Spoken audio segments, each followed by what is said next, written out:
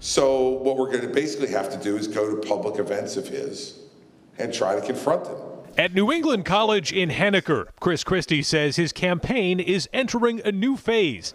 He's going to start tracking former President Donald Trump to initiate the kind of one-on-one confrontation Christie hasn't been able to get on the debate stage, the campaign trail, or back home in New Jersey, where the former governor says he can no longer gain entry to any of Trump's exclusive clubs. In Bedminster, they would stop me. I'm confident now at the gates. I used to be able to go in there whenever I wanted to. Christie says even without the access he used to enjoy, he'll still be able to find Trump using skills honed during his law enforcement career. I was a prosecutor for 7 years. It was my job to find people and confront them. So don't worry about it. I'll find them. At the NEC town hall, one student suggested Christie no longer fits in with Republicans or Democrats and asked about doing away with the two-party system.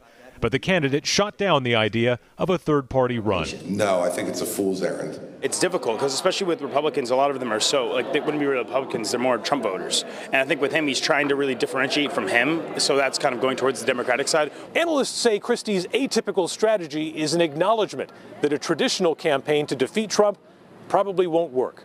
There's no semblance left of the traditional conservative Republican Party as the MAGA Republican Party, and that's really what his biggest obstacle right now is trying to unwind that MAGAization, if you will, of the GOP, and that's really hard to do in one election cycle. In Henniker, Adam Sexton, WMUR News 9.